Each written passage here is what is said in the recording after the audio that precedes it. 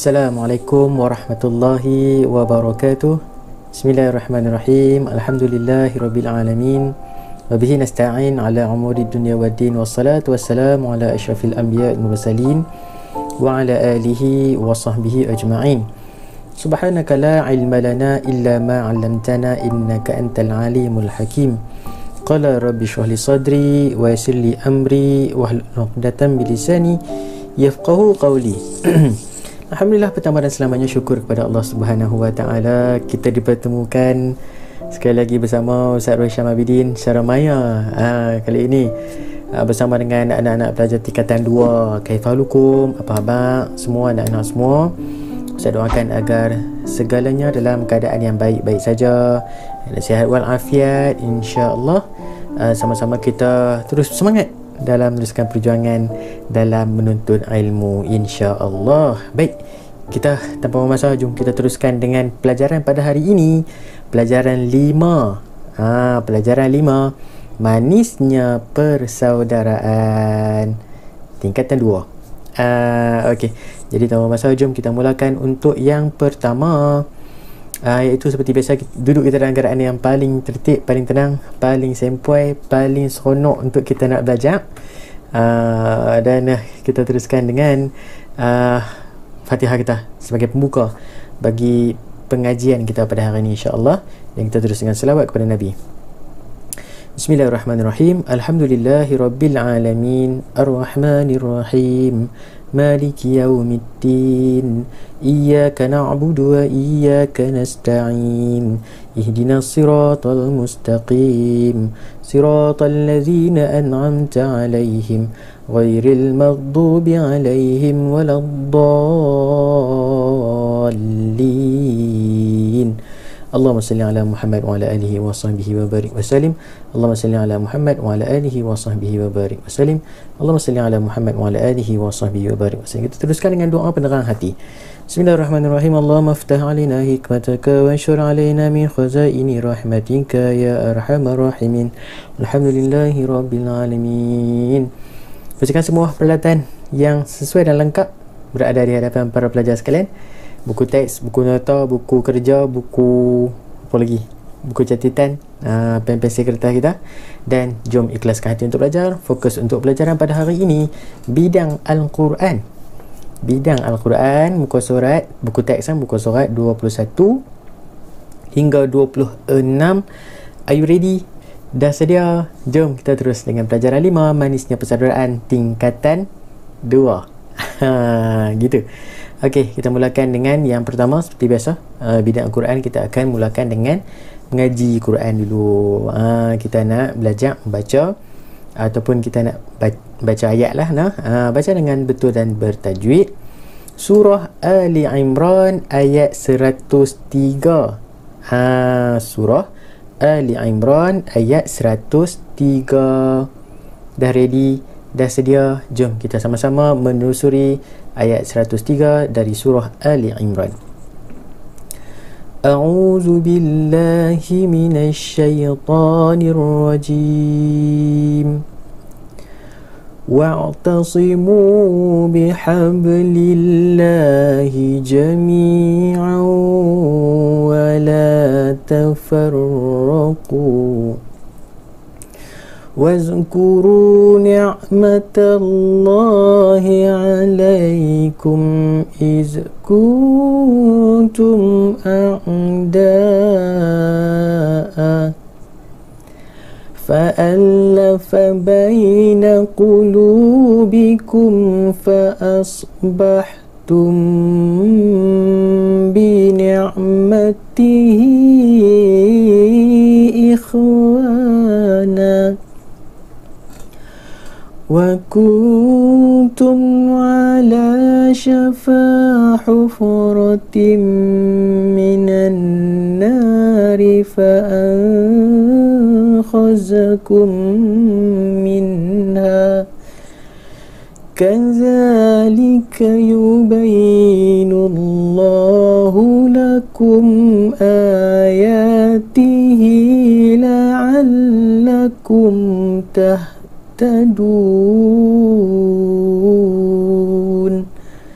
Sadaqallahul azim.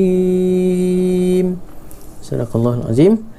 Itu tadi surah Al-Imran ayat 103. Ustaz teringat dulu ayat ni Ustaz pernah baca masa tilawah Quran. Jadi ingatlah sikit dia punya orang kata apa, taranum dia tu. Tapi tak pernah jadilah kan. Gitu insya-Allah. Okey, kita pergi satu persatu bacaan ataupun kita nak tengok pada tajwid sikit. Okey. Bacaan yang pertama, wa'tasimu. Ta, huruf ta bukan to, bukan wa'tasim, bukan. Wa'ta. Wa'tasimu bihab. Hab qalqalah sughra, bihab lillah, jangan bo sangat nipih. Hab bihablillahi jami'an wa la tafarraqu. Tanwin bertemu dengan waw, idgham mal ghunnah, ya wa minun. Wazkuru ni'matallahi 'alaikum iz kuntum. Alaikum iz, bacaan jelas tanpa dengung, jelas. Dan bacaan jelas, iaitu mim mati bertemu dengan hamzah, izhar syafawi, zahir, jelas, terang. Kuntum, nun mati bertemu dengan ta, if hakiki. Mim mati bertemu dengan hamzah ataupun alif, juga macam tadi, iaitu izhar syafawi. A'daan, mat wajib muttasil dalam satu kalimah. Fa'allafa baina qulubikum, jumpa lagi mim mati bertemu dengan fa, izhar syafawi. Fa asbahtum bi ni'matihi, itu apa dah? Bi ni'matihi maksilah tawilah. Bi ni'matihi ikhwana, kena nanti. Okey, kemudian wa kuntum, nun mati bertemu dengan fa, ta, fa kiki. Ala syafa hufratin minan nari fa akhazakum minha. Nun mati bertemu dengan qaf, bacaan dengung, dengung dua harakat. Nun mati bertemu dengan qaf, fa kiki, minha, nun mati bertemu dengan ha, izhar halqi. Okey. Kazalika yubayyinu Allahu lakum, mim mati bertemu dengan hamzah, kembali dengan izhar syafawi. Ayatihi la'allakum, ayatihi maksilah tawilah, la'allakum tahtadun. Mim mati bertemu dengan ta, izhar syafawi, tahtadun ma'arid li sukun. Gitu. Okey, kita terus dengan potongan ayat. Kita pergi dulu dengan yang pertama, iaitu wa'tasimu bihablillahi jami'a. Maksud dia, dan berpegang teguhlah kamu sekalian. Wa'tasimu, Allah suruh kita berpegang teguh dengan apa dia? Bihablillah. Bihablillah, dengan tali Allah. Hablun ni tali. Hablillah, tali Allah. Bi, dengan tali Allah. Jami'a, sekalian, semua, keseluruhan. Allah suruh kita berpegang teguh dengan agama Allah Subhanahu wa ta'ala dengan secara keseluruhannya. Okey. Kemudian kita tengok wala tafarraqu. Allah suruh kita jangan bercerai-berai. Tafarraqu ni bercerai-berai. Wala, dan jangan. Allah larang kita daripada bercerai-berai, daripada berpegang teguh dengan tali Allah. Kemudian wazkuru ni'matallahi alaikum, dan kenanglah nikmat Allah kepadamu. Wazkuru, ingat, kenang. Ni'matallah, nikmat Allah, alaikum, kepada kamu. Kemudian iz kuntum a'da'a, ketika kamu bermusuh-musuhan, yakni semasa jahiliyah dahulu. Okay, kita terus dengan ayat, potongan ayat seterusnya, iaitu fa'allafa baina qulubikum. Maksud dia, lalu Allah menyatukan hati-hati kamu. Fa'allafa baina qulubikum, sehingga kamu bersatu padu dengan nikmat Islam. Dan seterusnya, fa'asbahtum bi ni'matihi ikhwana, maka dengan nikmat Allah itu kamu menjadi orang Islam yang bersaudara. Fa'asbahtum, maka kita ni menjadi saudara. Fa'asbahtum bi ni'matihi, dengan nikmat Allah, ikhwana, bersaudara. Nah, ikhwan bersaudara. Kemudian wa kuntum ala syafa hufratin minan nar, dan kamu dahulu Allah sebut telah berada di tepi jurang neraka. Wa kuntum ala syafa hufratin minan nar, duduk di tepi neraka dah dulu ni. Sebab apa? Sebab kekufuran kamu semasa jahiliah. Waktu jahiliah, orang-orang yang masih belum lagi memegang tali Allah Subhanahu Wa Taala, yakni Islam, maka mereka sedang berada di tepi jurang neraka Allah Subhanahu Wa Taala. Allah sebut dalam Quran.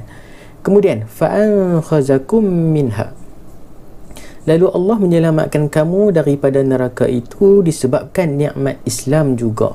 Nah, Allah selamatkan orang-orang yang kufur semasa zaman jahiliah, yang mana mereka berada di tepi jurang neraka.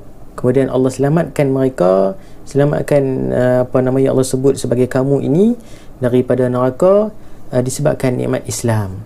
Kemudian kita sambung tengok, kazalika yubayyinullahu lakum ayatih, demikianlah Allah menjelaskan kepada kamu ayat-ayat keterangannya. Kazalika, demikianlah, yubayyinullahu lakum, Allah menjelaskan kepada kamu ayatihi, ayat-ayat keterangannya. La'allakum tahtadun, Allah cerita keseluruhan pada ayat surah Ali Imran ini. Last sekali Allah nak sebut bahawa segalanya apabila kita memegang tali Allah Subhanahu Wa Taala dengan kukuh, dengan kuat, maka di akhirnya la'allakum tahtadun, supaya kamu mendapat petunjuk hidayahnya. Ini dia punya climax daripada memegang teguh dengan ayat yang kita bacakan pada hari ini. Okey. Jadi kita teruskan dengan asbabun nuzul. Kita nak tahu apa sebab turunnya ayat ini, yang mana semasa jahiliah suku Aus dan Khazraj bermusuhan. Dua kabilah ini tak boleh berjumpa, pantang jumpa kerana musuh je, nak bergaduh je. Okey. Melalui agama Islam, Rasulullah sallallahu alaihi wasallam telah berjaya menyatukan mereka. Waktu mana? Waktu peristiwa hijrah. Kan, peristiwa hijrah yang mana kaum Aus dan Khazraj yang mana bermusuhan, kemudian Rasulullah menyatukan mereka. Pada satu masa seorang Yahudi telah membangkitkan kembali permusuhan antara Aus dan Khazraj sehingga mereka hampir berbunuhan. Waktu tu dia duk baik dah, tapi orang Yahudi ni dia ungkit balik kisah lama, sampai hampir berlaku pergaduhan semula. Namun demikian Rasulullah SAW telah mendamaikan permusuhan tersebut, maka turunlah ayat 101 hingga 103 surah Ali Imran. Jadi ini asbabun nuzul, sebab turun ayat yang kita bacakan pada hari ini, iaitu daripada surah Ali Imran ayat 103. Kemudian kita tengok pada maksud berpegang dengan tali Allah. Apa yang dimaksudkan dengan berpegang dengan tali Allah ini? Iaitu kita tengok menurut Ibnu Mas'ud, tali Allah bermaksud agama Islam secara keseluruhannya. Oleh itu berpegang dengan tali Allah bermaksud berpegang teguh dengan ajaran Islam. Maknanya wa'tasimu bihablillahi jami'a yang Allah sebutkan di awal ayat 103 surah Ali Imran yang kita bacakan tadi, bermakna Allah suruh kita berpegang teguh dengan agama Islam. Itu maksudnya. Kemudian kita tengok pada firman Allah Subhanahu Wa Taala dalam surah Al-Baqarah ayat 208. A'udzubillahi minasyaitonirrajim.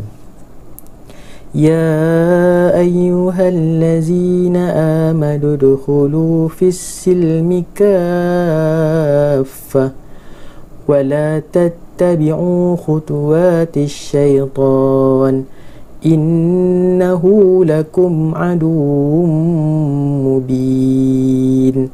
Sadaqallahul azim. Wahai orang beriman, Allah seru, masuklah kamu dalam agama Islam dengan mematuhi segala hukum hakamnya. Jangan kamu ikut jejak langkah syaitan. Sesungguhnya syaitan itu musuh yang nyata bagi kamu. Allah sebut, masuk dalam agama Islam, jangan ikut syaitan. Kerana syaitan adalah musuh yang paling nyata, musuh yang paling perlu untuk kita tentangi. Seterusnya kita tengok pada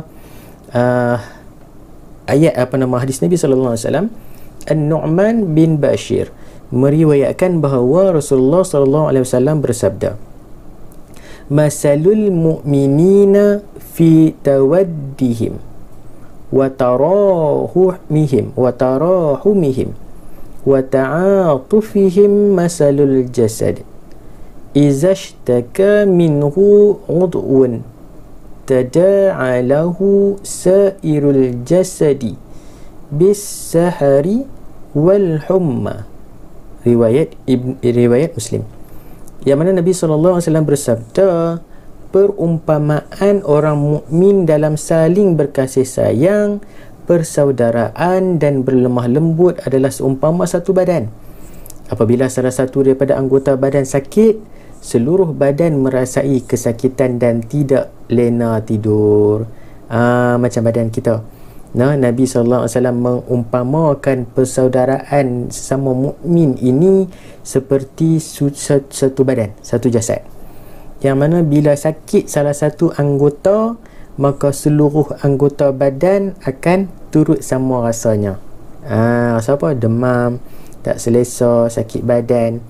Kan yang sakit contoh gigi je. Contoh kan, gigi walaupun simple kan duduk dalam kan, tapi bila sakit, Allahu Akbar, nak teriak kan, sakit apa tangan kau tergeliat tangan, nak tidur pun tak boleh kan, seluruh badan tak selesa, tak boleh tidur. Macam itulah orang mukmin. Seorang dalam kesusahan, seorang dalam kesukaran, tak sihat, seluruh orang mukmin ni saling berkasih sayang, tolong bantu. Itu maksud Nabi SAW. Orang mukmin ini saling berkasih sayang, persaudaraan dan berlemah lembut. Okey. Seterusnya, cara mengukuhkan persaudaraan. Ni kita nak mengukuhkan persaudaraan sesama kita. Kita duduk di kalangan orang mukmin, maka kita perlulah untuk menunjukkan rasa kasih sayang kita, rasa saling hormat, saling bantu-membantu, memberi. Dan inilah cara untuk mengukuhkan persaudaraan. Kita tengok pada 3 aspek, iaitu dari sudut hati, dari sudut lisan dan dari sudut perbuatan. Kita nak buat macam mana, kita tengok dari sudut hati dulu. Dari sudut hati, apa yang perlu kita buat iaitu ikhlas. Dalam persaudaraan, benda paling asas, benda paling penting untuk menjaga hubungan silaturahmi, hubungan ukhuwah antara sesama mukmin, iaitulah ikhlas. Kalau tak ada ikhlas, buat apa-apa pun semua mengharapkan ganjaran dan balasan, mengharapkan pujian, maka umat mukmin itu tidak dapat mencapai kesejahteraan hidup bersaudara. Maknanya nombor 1, dia punya cara dia ialah ikhlas. Tidak ada sesuatu kepentingan melainkan mentaati perintah Allah dan Rasul. Itu yang pertama. Yang kedua, dalam sudut hati, bersangka baik. Sangka baik sesama saudara. Jangan tengok saudara kita ada kereta baru, contoh kan, balik kereta baru tu, kita nak buruk sangka tu kereta menang loteri loteri lah tu, kena nombor ekor lah tu, kan. Sangka baik, alah kereta pinjam tu, kereta sewa, kereta aku saya je.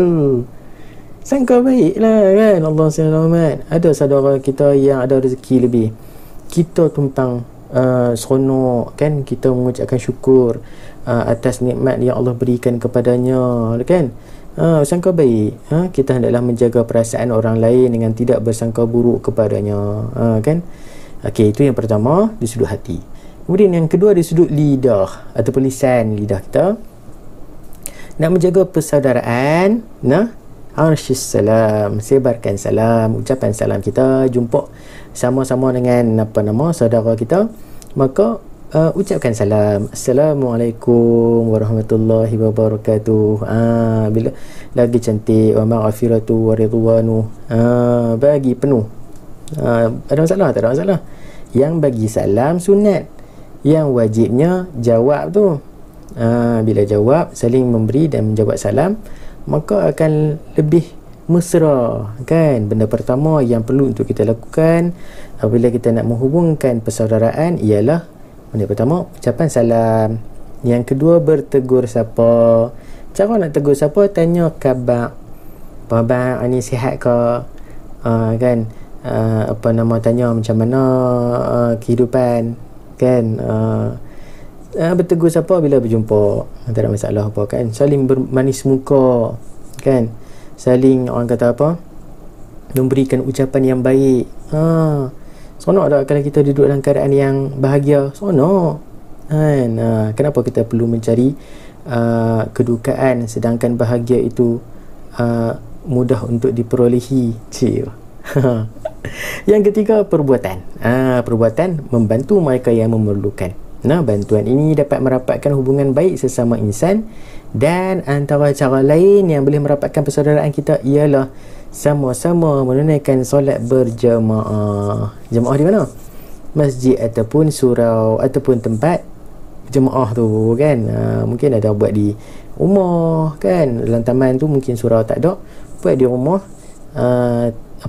Ketua taman contoh, kan? Lepas solat jemaah, buat majlis sikit, kan? Doa selamat, ada makan-makan. Tu cara dia.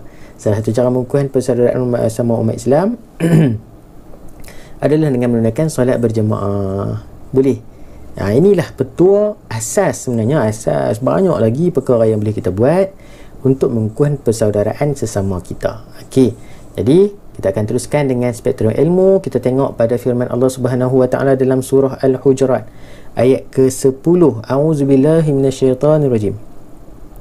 Innamal mu'minuna ikhwatun fa aslihu baina akhawaykum wattaqullaha la'allakum turhamun. Sadaqallahul azim. Yang bermaksud, sebenarnya orang yang beriman itu adalah bersaudara, maka damaikanlah antara dua saudara kamu, yakni yang bertelingkah itu. Bertakwalah kepada Allah supaya kamu beroleh rahmat. Ada orang yang sedang gaduh, kan? Saudara mara kita, jangan kita duk pergi simbah lagi dengan minyak, jangan kita duk pergi jadi batu api, yang kita duk jadi orang tengah pula dalam meneruskan permusuhan antara mereka. Kita lah yang jadi ayak, kita lah yang jadi pendamai, kita lah yang jadi ais, menyejukkan kehangatan yang berlaku. Kerana apa? Kita nak dapat yang seterusnya yang Allah sebut, wattaqullaha la'allakum turhamun. Allah suruh kita bertakwa, takutlah kepada Allah supaya apa? Kita dapat rahmat Allah. Itu kita nak. Okey, insya-Allah. Kemudian hikmah persaudaraan dalam Islam. Bila kita duduk sama-sama dalam keadaan yang baik, dalam keadaan yang harmoni, dalam keadaan yang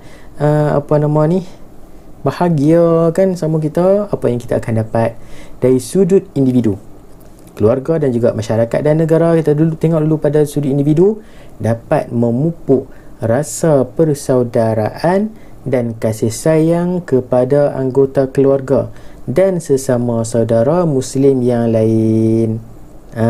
Apabila kita saling kasih mengasihi, saling menghormati, maka akan ada kasih sayang sesama saudara Islam kita. Selain daripada itu, dalam jiwa individu itu akan dapat ketenteraman. Ketenteraman, ketenangan, kerana semua orang saling menyayangi. Seronok tak? Seronok. Kenapa kita duk pergi cari kesukaran dalam hidup kita, kan? Sedangkan kasih sayang, perasaan cinta, saling mengambil berat, ambil bertanggungjawab, itu kan mudah nak buat sebenarnya, kan? Dan seterusnya dalam sudut keluarga, kita akan dapat apa? Membentuk keluarga bahagia kerana setiap anggota keluarga saling menghormati. Yang kedua, mengeratkan hubungan silaturahim dalam keluarga kerana telah dididik dengan adat dan tata susila yang baik. Okey, itu dari sudut keluarga. Bila semua saling mengasihi, maka akan dapat keluarga bahagia, akan mengeratkan silaturahim dalam keluarga. Seronok tak? Seronok, kan? Boleh. Dan yang ketiga, iaitu masyarakat dan negara. Apa yang akan dapat? Membentuk masyarakat yang bersatu padu. Ingat, bila masyarakat dan negara melaksanakan persaudaraan dalam Islam ini, maka yang pertama ialah akan dapat kesatuan ummah yang begitu utuh, begitu mantap, begitu padu. Kerana apa? Kerana saling menjaga hati dan perasaan orang lain. Kan tadi cara tu kan kita berbaik sangka, maka semua akan tenang kan, saling menjaga hati. Yang kedua, membentuk perpaduan dalam masyarakat, kerana setiap individu mengelakkan perkara yang boleh menimbulkan perbalahan dalam masyarakat. Dan yang ketiga, iaitulah negara aman damai, kerana setiap anggota masyarakat sentiasa berdisiplin dan bertanggungjawab. Kan apabila semua dapat melaksanakan persaudaraan dalam Islam, maka negara insya-Allah akan aman damai, tenteram, bahagia bersama. Okey. Kemudian kita tengok sikit pada spektrum ilmu.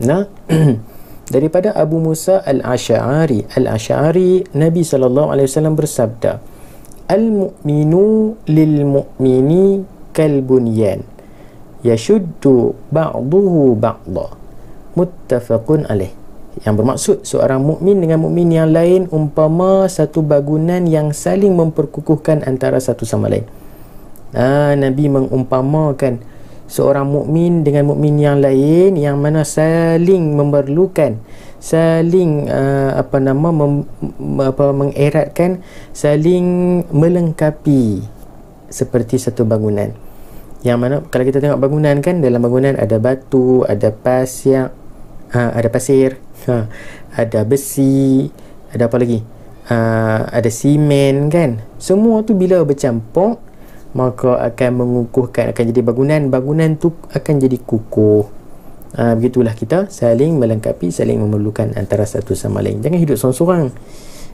Kita ni mengaku mukmin tapi hidup seorang-seorang, tak mau nak bermasyarakat, hanya nak beribadah saja di rumah kan, tak boleh. Kita kena bermasyarakat, kena bersaudara sesama mukmin, baru kita akan dapat kemanisan iman, insya-Allah. Okey, last pengajaran ayat. Sebagai umat Islam, kita hendaklah kita mengaku umat Islam, apa kita kena buat? Ini yang pertama, bertanggungjawab menjaga perpaduan dalam masyarakat, kerana Islam menyuruh umatnya berpegang teguh dengan ajaran agama dan tidak berpecah belah. Yang pertama kita kena buat apa? Bertanggungjawab sama-sama menjaga perpaduan dalam masyarakat. Jangan kerana kita yang orang kata ambil enteng ataupun ambil mudah dengan perpaduan ini, dengan menyebarkan berita-berita palsu, berita-berita yang boleh memecah belahkan masyarakat. Itu salah satu tindakan yang tidak bertanggungjawab, maka akan menjadi kucar-kacir negara. Itu yang kita tak mahu. Jadi kena bertanggungjawab dalam menjaga perpaduan, menjaga imej. Yang kedua, menjaga imej umat Islam dengan sentiasa melakukan amal ma'ruf dan nahi munkar dalam kehidupan. Kita bawa nama Islam, kita bawa title sebagai seorang Muslim. Apabila kita melakukan suatu kebaikan, orang lain akan lihat kita sebagai seorang mukmin yang terbaik, yang patut dijadikan contoh tauladan. Jadi kita akan membawa nama Islam dan seterusnya mengangkat imej Islam itu ke tahap yang lebih tinggi. Namun jika sebaliknya, rugilah, masya-Allah, kerana orang lain sedang memerhatikan kita. Jadi kita tunjuk contoh yang terbaik untuk diikuti oleh orang lain. Yang ketiga, kembali kepada ajaran Islam apabila berlaku perselisihan. Kerana apa? Kerana Al-Quran dan hadis adalah sebagai panduan hidup dalam semua aspek. Ini juga dijelaskan oleh Allah Subhanahu wa taala. Allah sebut apa? Fa in tanaza'tum fi syai'in faruddu ila Allahi wa rasulih. Yang mana Allah sebut, jika kamu berselisih fi syai'in dalam apa-apa jua urusan kehidupan, maka baliklah, faruddu ila Allah, baliklah kepada Allah wa rasulih, dan juga hadis Nabi sallallahu alaihi wasallam. balik kepada Al-Quran dan hadis. Tak payah kita nak rujuk apa-apa lagi rujukan ni yang manusia buat, kerana dalam Quran dan hadis ni adalah komplit, semua ada tentang panduan hidup. Okey, boleh insya-Allah. Ini yang keempat, sentiasa berusaha mengeratkan persaudaraan, usaha betul-betul. Jaga betul-betul. Kerana apa? Kerana tuntutan agama dan menepati naluri manusia. Nak dapatkan keharmonian dalam masyarakat, follow Islam. Nak dapatkan persaudaraan yang baik dalam masyarakat juga, follow Islam. InsyaAllah kita akan dapat mengeratkan hubungan, kegembiraan, kebahagiaan, perpaduan dalam masyarakat itu, InsyaAllah. Dan yang terakhir, iaitu yang kelima, dah buat semua, dah ihtiar lah. Last sekali doa, sentiasa berdoa agar kekal dalam Islam setelah menerima hidayah. Doa hinggalah kita akhir hayat nanti. Moga-moga kita akan dimatikan juga dalam Islam. Allahumma ahyina bil iman wa amitna bil iman wa syurna bil iman wa adkhilna al jannata ma'al iman. Kita minta hidup kita dalam iman, mati kita juga dalam iman. Kita duduk, kita dibangkitkan juga di kalangan orang yang beriman. Tu yang kita doa tu, insya-Allah. Moga-moga kita tergolong dalam golongan yang berjaya di dunia dan di akhirat. Okey, wallahu a'lam. Terima kasih. Pelajaran 5, manisnya persaudaraan tingkatan 2. Alhamdulillah, jazakumullah khairan katsira. Terima kasih banyak-banyak kepada abang-abang, kakak-kakak tingkatan 2 yang telah sama-sama dengan Ustaz pada kali ini dalam membicarakan tajuk manisnya persaudaraan. Jadi boleh dapat isi pembelajaran kita pada hari ini, insya-Allah. Moga-moga semua dapat amalkan dalam kehidupan, seterusnya dapat membentuk sebuah masyarakat yang bersatu padu. Jadi kita jumpa lagi dalam perkongsian seterusnya. Dan minta ampun ada kekurangan kesilapan, jangan lupa komen, like, share, dan juga yang belum subscribe boleh subscribe channel Roshan Abidin. Jangan lupa tekan notifikasi untuk mendapatkan update terkini di channel ini. Kita jumpa lagi di lain masa, di lain ketika. Aqul qawli hadza wa astaghfirullahal azim li wa lakum wallahu ta'ala a'lam. Assalamualaikum warahmatullahi wabarakatuh. Terima kasih.